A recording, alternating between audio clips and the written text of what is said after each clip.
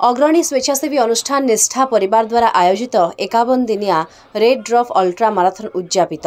ଏହି ଅବସରରେ ବରଗଡ଼ ବ୍ଲକ ଅନ୍ତର୍ଗତ ତାଲଶ୍ରୀଗିଡ଼ା ଗ୍ରାମର ଜୀବନ ସଂଯୋଗ ଅନୁଷ୍ଠାନ ଓ ନିଷ୍ଠା ପରିବାରର ମିଳିତ ଆନୁକୂଲ୍ୟରେ ଏକ ସ୍ୱେଚ୍ଛାକୃତ ରକ୍ତଦାନ ଶିବିର ଅନୁଷ୍ଠିତ ହୋଇଥିଲା।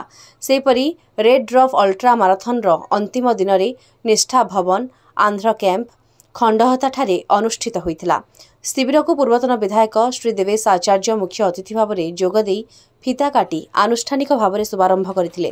ସମ୍ପୂର୍ଣ୍ଣ 51 ଦିନରେ 56 ଗୋଟି ରକ୍ତଦାନ ଶିବିରରୁ ସର୍ବମୋଟ 2772 ୟୁନିଟ୍ ରକ୍ତ ସଂଗୃହୀତ ହୋଇଥିଲା।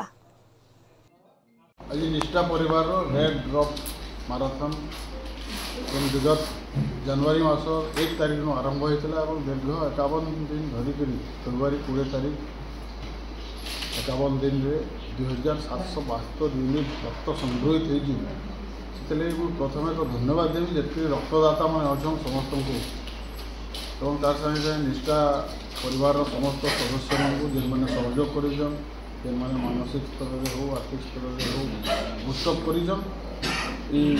कार्यक्रम लगी जेटा कि मुझे तो जानवर दीर्घ 51 दिन धरिक लगातार भाव में कौन जगार ब्लड डोनेशन कैंप आयोजित होवाटा मोर जानवर प्रथम थर लगी मुझे भारत वर्ष के नहीं जाने बट ये गोटे कार्यक्रम निश्चित भाव में युव समाज के इंस्पायर करवार लगी निष्ठा परिवार उद्योग निश्चित भाव में प्रशंसनीय है।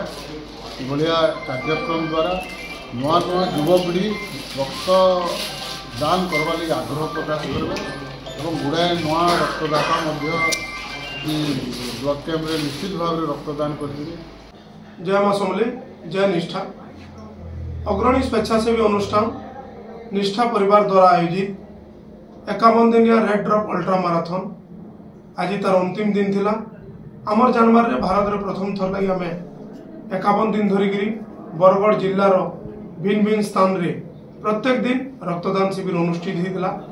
आम प्रथम 33 दिन आम आम रक्तदान शिविर रेड ड्रॉप माराथन आम आरंभ करूँ किंतु बरगड़वासी भल पाइबार रक्तदाता मन भल पाइबार के देखिक 33 दिन टा आम 51 दिन रेड ड्रॉप अल्ट्रा माराथन आरंभ कलु जेनटा कि आज तार अंतिम दिन थिला। आउ 51 दिन रे सर्वमोट 56टा ब्लड डोनेशन कैंप आम करूँ आउ सर्वमोट 2772 यूनिट रक्त संग्रहित होइछे जेन रक्त की बरगड़ बुर्ला सम्बलपुर आ पदमपुर रक्त भंडार के प्रदान करा जाइछे। जेन माने भी आमर 51 दिनिया माराथन रे सामिल होकर रक्तदान करिजन सबु रक्तदाता शुभेच्छु सहयोगी विभिन्न अनुष्ठान विशेषकर सबु रक्त भंडार कर्मचारी समस्त को निष्ठा परिवार तरफ बहुत बहुत धन्यवाद।